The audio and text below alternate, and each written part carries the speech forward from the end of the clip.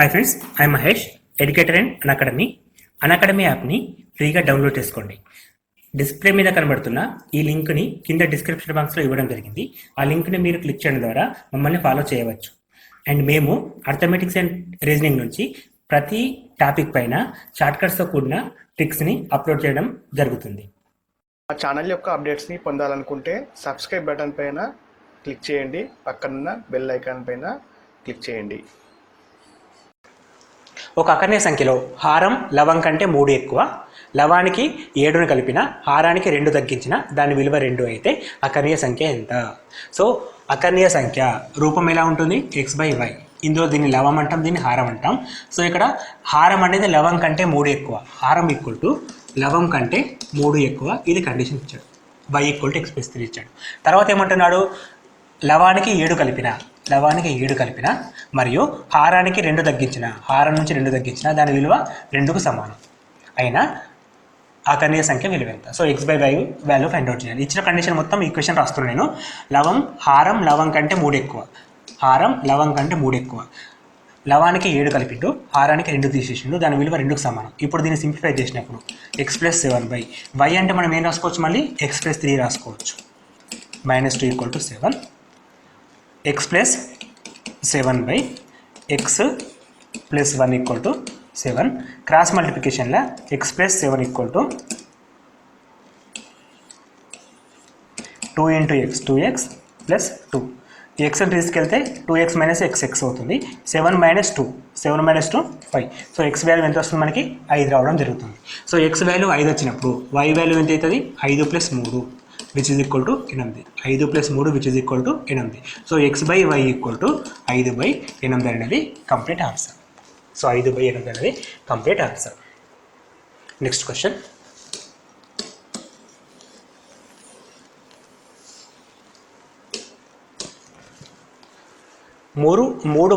మూడు వరుస సరి సంఖ్యల మొత్తం 60లో 3/4 వంతుకు కంటే 15 తక్కువ. 3 వరుస సరి సంఖ్యల మొత్తం 60లో 3/4 వంతు కంటే 15 తక్కువైన వాటిలో మధ్య సంఖ్య ఏది? సో ఇక్కడ మళ్ళీ ఒక కీవర్డ్ కనబడుతుంది మనకి, వరుస సరి సంఖ్యలు. వరుస సరి సంఖ్యల మొత్తం ఇచ్చాడు, మొత్తం 60. మొత్తం 60లో 3/4 వంతుకు 15 తక్కువ. ఫస్ట్ మనం 60లో 3/4 వంతు కనుక్కుందాం. 60లో 3/4 అంటే 4 ఎక్కం 15 4 15 3 45. దీనికంటే 15 తక్కువ, which is equal to 30. ఈ 30 అనేది ఏంది? 3 వరుస సరి సంఖ్యల మొత్తం వచ్చింది. ఇది మొత్తం మనకు సగటు తీసుకుందాం. సగటు ఈక్వల్ టు ఏం రాసుకోవచ్చు? ఇప్పుడు మనం 30/3. ఎన్ని సంఖ్యలు ఉన్నాయి? 3 ఉన్నాయి కాబట్టి 30 మొత్తము బై సంఖ్య ఈక్వల్ టు 10 వస్తుంది. ఇది సగటు. సో ఇక్కడ మనకి వరుస సరి సంఖ్యలు అంటే 3 నెంబర్స్ రాసుకోండి. 1 2 3 ఫస్ట్ మెథడ్ చేసినాం మనం. సో ఇందులో సగటు అనేది మిడిల్ నెంబర్కి సమానం ఎప్పుడైనా సరే. ఎందుకంటే వరుస సరి సంఖ్యలు, వరుస బేస్ సంఖ్యలు, వరుస సహజ సంఖ్యలు ఎలా ఇచ్చినా సరే మధ్యలో నెంబర్ సగటుకు సమానం. 3 కాబట్టి మిడిల్లో ఇది ఉంటుంది కాబట్టి ఇది సగటు అవుతుంది. సో మీది సరి సంఖ్య 2 8, కింది సరి సంఖ్య 12. ఇప్పుడు మనకు అడిగింది చిన్నదైతే ఈ ఆన్సర్ అవుతుంది. పెద్ద నెంబర్ ఏదంటే ఇది, మిడిల్ నెంబర్ అంటే ఇది. సో ఇక్కడ క్వశ్చన్ చదువుతాం. ఇప్పుడు వాటిలో మధ్య సంఖ్య అంటే మిడిల్ టర్మ్, ఆన్సర్ ఈస్ 10. ఒకవేళ పెద్ద సంఖ్య అంటే 12, చిన్న సంఖ్య అంటే 8 అని చెప్పి ఆన్సర్ చేస్తాం.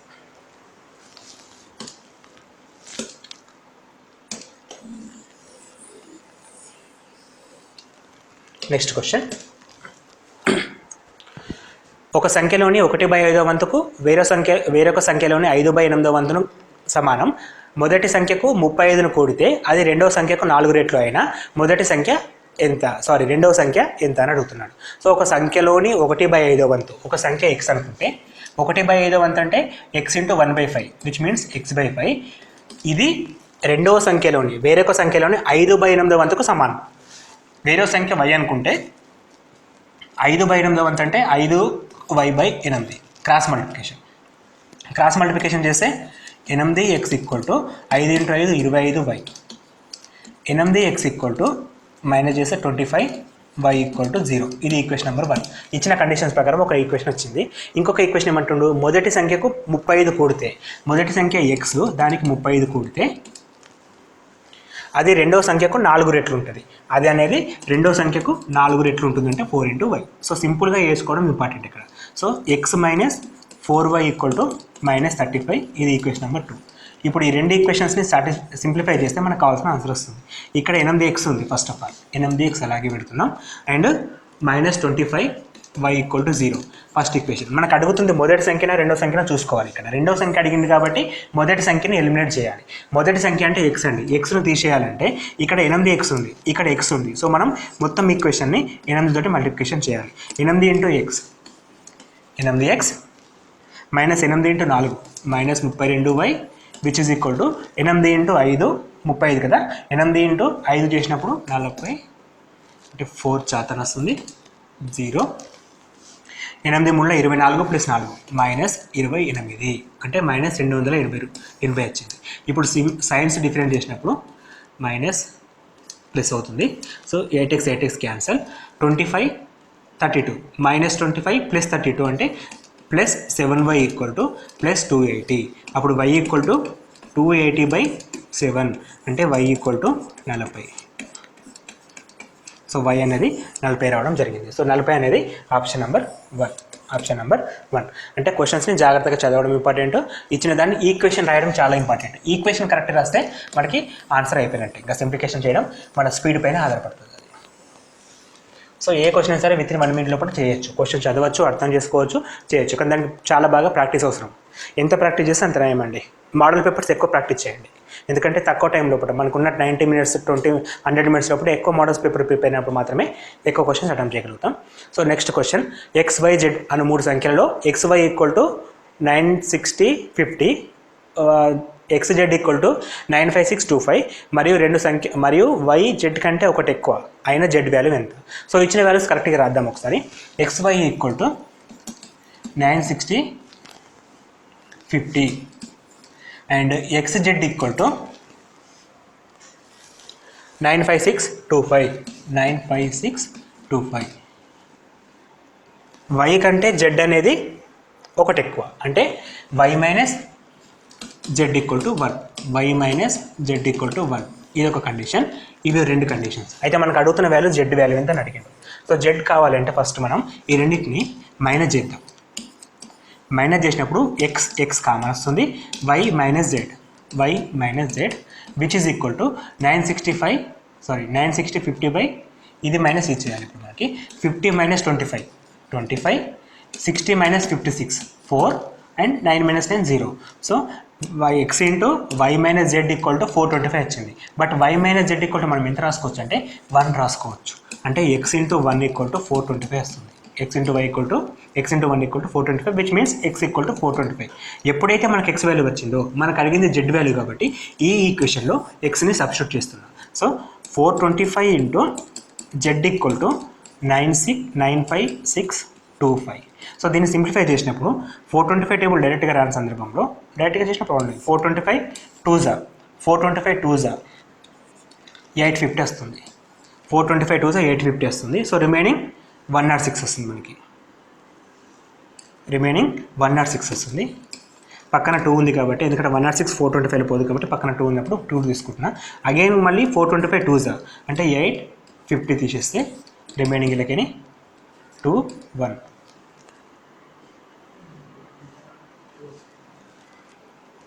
2 212 పక్కన 5 212 5 వస్తుంది. సో ఎప్పుడైతే మనకి 425 ఇంటూ ఇక్కడ లాస్ట్గా 5 ఉంది కాబట్టి 5 తోటి చేస్తే 425 5 చేసినప్పుడు 5 5 25 5 2 10 ప్లస్ 2 12 5 20 and 21. సో 21 25 మ్యాచ్ అయింది కాబట్టి 225. So answer is 225. Z equal to 225 answer రావడం జరుగుతుంది. Z equal 225 option number 2. Next question, ఒక సంఖ్య నుంచి 48 తీసివేయగా ఆ సంఖ్య 1/3 అవుతుంది. అయినా ఆ సంఖ్యలో 2/3 ఎంత? ఒక సంఖ్య నుంచి 48 తీసివేయగా, సో నంబర్ని మనం x అనుకుంటే x మైనస్ 48 చేస్తే ఆ సంఖ్యలో 1/3 అంటే x/3 అవుతుంది. అయితే x వాల్యూ అడగట్లేదు, xలో 2/3 వాల్యూ అడుగుతున్నాడు. సో క్రాస్ మల్టిప్లికేషన్ చేసుకున్నప్పుడు 3 × x 3x minus 48 into 3, 3 8 is 24, 3 4 is 12 plus 2, 144 equal to x. So x it తీసుకొస్తే 3x minus x, 2x equal to 144 it వస్తే ప్లస్ 144, అప్పుడు x equal to 72. X value అడగట్లేదు మనకి, ఎక్స్లో 2/3. ఎప్పుడైతే 2/3 అంటే దాన్ని ఇంటూ చేస్తాం మనం. 3 1 3 2 6 3 4 12. 24 into 2 equal to 48. So remaining answer is 48. Required answer is 48. Next question. 1 3/4, 2 4/5, 2 5/8లను నిశేషంగా భాగించే గరిష్ట వాస్తవ సంఖ్య. సో ఇక్కడ మనకి బేసిక్ డెఫినేషన్ చాలా అవసరం అండి. నిశేషంగా భాగించే గరిష్ట వాస్తవ సంఖ్య అంటే గాసాబా, అంటే భాగించాలి, నిశేషంగా భాగించాలి, అందులో గరిష్ట సంఖ్య కావాలి, అంటే గరిష్ట సామాన్య భాజకం అని చెప్పి అంటాం, లేదా హెచ్సిఎఫ్ అని చెప్పి సింపుల్గా ఇంగ్లీష్లో అని చెప్పిస్తాం. హెచ్సిఎఫ్ అని చెప్పేసి ఇంగ్లీష్లో చెప్తాం. సో మనకు కావాల్సింది ఏంటంటే ఇక్కడ ఉన్న మిశ్రమ భిన్నాలకు గాసాబా కావాలి. మనకు గరిష్ట సామాన్య భాజకం హెచ్సిఎఫ్ అనేది కామన్ నెంబర్స్కి ఫైండ్ అవుట్ చేయొచ్చు. ఇక్కడ మిక్స్డ్ ఫ్రాక్షన్స్ ఇచ్చాడు, ఫ్రాక్షన్స్గా కన్వర్ట్ చేసి చేద్దాం. సో ఫ్రాక్షన్గా కన్వర్ట్ చేసినప్పుడు 4 into 1 4 + 3 7/4 first number, and second number వచ్చేసి 10 + 4 14/5, అండ్ థర్డ్ నెంబర్ వచ్చేసి 8 into 2 16 + 5 21/8. మనకు అడుగుతుంది హెచ్సిఎఫ్ కాబట్టి భిన్నాలకు HCF of fractions equal to లవాలకు హెచ్సిఎఫ్ ఆఫ్ లవాలు బై ఎల్సిఎం ఆఫ్ హారాలు. ఇది ఫార్ములా. అంటే మనం భిన్నాలకు హెచ్సిఎఫ్ కనుక్కోవాలంటే పైన హెచ్సిఎఫ్ కింద ఎల్సిఎం, అదేవిధంగా ఎల్సిఎం కనుక్కోవాలంటే పైన ఎల్సిఎం కింద హెచ్సిఎఫ్ అనే ఫార్ములా వాడతాం. మనం ఈ టాపిక్స్ మొత్తం కూడా హెచ్సిఎఫ్ అండ్ ఎల్సిఎం అనే టాపిక్లో వీడియో అప్లోడ్ చేస్తాం. కింద డిస్క్రిప్షన్ బాక్స్లో లింక్స్ ఉన్నాయి. ఒకవేళ ఇటువంటి ప్రాబ్లమ్స్ మీద మీకు డౌట్ ఉంటే ఒకసారి ఆ వీడియో చూసి ఒక క్లారిఫై చేస్తారు. అండ్ అక్కడ మనం హెచ్సిఎఫ్ని షార్ట్కట్లో ఏ విధంగా ఫైండ్ అవుట్ చేయాలో కూడా ఎక్స్ప్లెయిన్ చేస్తాం. ఇక్కడ మనకి హెచ్సిఎఫ్ ఫైండ్ అవుట్ చేయాలి లవాలకు, అంటే 7 14 21. ఈ మూడింటిలో ఆన్సర్ ఎంత వస్తుంది? హెచ్సిఎఫ్ అనేది 7 వస్తుంది. ఎందుకంటే ఒకదానికి ఒకటి రిలేషన్ ఉన్నప్పుడు అందులో చిన్న నెంబర్ అనేది హెచ్సిఎఫ్ రావడం జరుగుతుంది. అండ్ ఎల్సిఎం అంటే 4 5 8 ఉంది. సో మొత్తం చేయకుండా షార్ట్కట్లో చేయడానికి 4 8 రెండు సేమ్ నెంబర్స్ కాబట్టి, ఎందుకంటే 4 టేబుల్లో 8 వస్తుంది కాబట్టి మనం 4ని క్యాన్సిల్ చేయొచ్చు. అంటే ఈ రెండింటిని కంపేర్ చేసినప్పుడు 8 అనేది ఎల్సిఎం అవుతుంది. అండ్ ఈ రెండింటిని కంపేర్ చేస్తే సంబంధం లేదు, ఒక ప్రైమ్ నెంబర్ ఉంది కాబట్టి 4 into 8 5 into 8 40 వస్తుంది. సో ఓవరాల్గా ఆన్సర్ మనకి 7/40 రావడం జరుగుతుంది. 7/40 అంటే option number 4 correct. Option number 4 correct. Next question. n అనేది రుణాత్మకమైన ఈ క్రింది వాణిలో చిన్నది. సో ఇక్కడ మనకి ఇటువంటి ఆప్షన్లో కంపల్సరీ ఆప్షన్ని చూడాలి. మన ఫస్ట్ క్వశ్చన్ కూడా ఫంక్షన్ డెఫినేషన్ చెప్పినప్పుడు ఆన్సర్ చేయలేము. ఇక్కడ ఆన్సర్ చేయలేని క్వశ్చన్స్ని ఆప్షన్ ద్వారానే ఫైండ్ అవుట్ చేయాల్సి వస్తుంది. సో n అనేది ఒక రుణాత్మక సంఖ్య అంటే మైనస్ వాల్యూస్. సో n అనేది ఒక -3 తీసుకుందాం ఎగ్జాంపుల్కి. n ఒక -3 అయితే ఫస్ట్ వాల్యూ 0 ఉంది, -3 0. రెండిట్లలో ఏది పెద్దది? రెండిట్లలో ఏది చిన్నదంటే -3 చిన్నది. 0 కంటే -3 చిన్నది. అయితే క్రింది వాణిలో చిన్నది అని అడుగుతున్నాడు. సో క్రింది వానిలో -3 కంటే చిన్నగా ఉండాలి. -3 కంటే చిన్నగా ఉండాలంటే 0 అనేది -3 కంటే పెద్దగా ఉన్నది. సో ఇది కరెక్ట్ ఆన్సర్ కాదు. క్రింది వానిలో ఏది చిన్నదంటే ఇచ్చిన వాల్యూ కంటే పెద్దగా ఉండడం. దాని మీనింగ్ అంటే ఇచ్చిన వాల్యూ కంటే చిన్నగా ఉండాలి. ఇచ్చిన వాల్యూ -3, దీనికంటే చిన్నగా ఉందా? లేదు, కాబట్టి కాదు. నెక్స్ట్ ఆప్షన్ -n అంటే -3 -3 అంటే 3 వస్తుంది. సో మళ్ళీ కూడా ఇది పెద్దది రావడం జరుగుతుంది. ఇది పెద్దది అయినప్పుడు ఆన్సర్ ఇది కూడా మనం చెప్పలేము. చిన్నది కావాలి మనకి, రెండు కూడా పెద్దవి వచ్చినాయి. సో ఇప్పుడు నెక్స్ట్ ఆప్షన్ -3 2n 2 into -3 అంటే -6. -3 అనేది -6 కంటే పెద్దది, అంటే -6 చిన్న వాల్యూ. దేనికంటే మనకిచ్చిన -3 అంటే ఎందుకంటే 2n అనేది చిన్న వాల్యూ అవుతుంది. ఎప్పుడు అది రుణాత్మకం అయితే. ఒకవేళ ధనాత్మక సంఖ్య అయితే ఇది పెద్ద వాల్యూ అవుతుంది. సో ఇక్కడ చిన్న వాల్యూ అడిగింది కాబట్టి 2n is the correct answer. ఈ క్వశ్చన్స్ అన్నిటికీ ఎగ్జాంపుల్ తీసుకోవాలండి. ఒక ఎక్స్ వాల్యూ ఏదో ఒకటి సబ్స్టిట్యూట్ చేసేసి చేయడం ద్వారా వస్తుంది మనకి. 2 వరుస బేసి పూర్ణాంకాల వర్గాల మధ్య భేదము ఎల్లప్పుడూ క్రింది సంఖ్యచే నిశ్చయంగా భాగించబడుతుంది. ఇక్కడ క్వశ్చన్ ఏమంటుందంటే 2 వరుస బేసి పూర్ణాంకాల వర్గాల మధ్య భేదము. వరుస సంఖ్యలు తెలవాలి అండ్ బేస్ సంఖ్యలు కావాలి మనకి. బేస్ సంఖ్యలకి 2 ఫార్ములాస్ ఉంటాయి, 2x - 1 2x + 1. పూర్ణ సంఖ్యలు అంటే ఇది తీసుకుంటాం, సహజ సంఖ్యలు అంటే ఇది తీసుకుంటాం. ఈ విషయం మనకు తెలియాలి. ఎందుకు అంటే x వాల్యూ 0 నుంచి తీసుకున్నప్పుడు ఈ కండిషన్ ఫెయిల్ అవుతుంది. ఎందుకంటే ఇక్కడ 0 అనేది సహజ సంఖ్యలలో ఉండదు. పూర్ణ సంఖ్యలో 0 ఉంటుంది కాబట్టి ఈ కండిషన్ సక్సెస్ అవుతుంది. ఇక్కడ మనకి పూర్ణ సంఖ్యలో అని చెప్పి మెన్షన్ చేసింది కాబట్టి పూర్ణాంకాలు అని చెప్పి మెన్షన్ చేసింది కాబట్టి మనం బేస్ సంఖ్యకు జనరల్ ఫామ్ బేస్ సంఖ్య యొక్క జనరల్ ఫామ్ ఏంటి 2x + 1. ఏ సంఖ్య తీసుకున్నా ఇది వస్తుంది. ఫర్ ఎగ్జాంపుల్ x = 0 అయితే పూర్ణ సంఖ్యలో స్టార్టింగ్ విత్ 0 కాబట్టి x = 0 అయితే 2 × 0 0 + 1 1 వస్తుంది. x = 1 అయితే 2 × 1 2 + 1 3 వస్తుంది. సో ఎట్లయినా సరే మనకి ఇవన్నీ కూడా బేస్ సంఖ్యలు వస్తాయి. దీని తర్వాత వచ్చే బేస్ సంఖ్య 2x + 3. ఇప్పుడు మనం రెండు వరుస బేస్ సంఖ్యలు తీసుకున్నాం. ఫస్ట్ బేస్ సంఖ్యనేమో 2x + 1, రెండో బేస్ సంఖ్యనేమో 2x + 3. ఈ రెండు బేస్ సంఖ్య తెలిసిన తర్వాత వాటి వర్గాల మధ్య భేదం. వాటి వర్గాలంటే ఇవ్వండి. మధ్య భేదం అంటే పెద్దది మైనస్ చిన్నది చేయాలి ఎప్పుడైనా సరే. సో పెద్ద నెంబర్ వచ్చేసి 2x + 3 whole square minus 2x + 1 whole square. మధ్య భేదం ఉన్నప్పుడు దీన్ని సింప్లిఫై చేద్దాం. దీన్ని సింప్లిఫై చేస్తే వచ్చిన నంబర్ అనేది ఎప్పుడు నిశేషంగా భాగించబడుతుంది. అంటే ఈ క్రింది వాటిలో దేనితోటి నిశేషంగా భాగించబడుతుంది. సో క్రింది వాటిలో ఉన్నప్పుడు మళ్ళీ మొత్తం చేయాల్సిందే. సో ఇది చేసేటప్పుడు మనకి 2x² అంటే a + b హోల్ స్క్వేర్ ప్రకారం 4x², 2 × 2 4 + 3 12x + 3² అంటే 9 మైనస్ 2x హోల్ స్క్వేర్ అంటే 4x² + 2 × 2 × 1 4x అంటే -4x -1 4x² 4x² get cancel 12x - 4x 8x 9 - 1 + 8. So which is equal to 8 × x + 1 రావడం జరిగింది.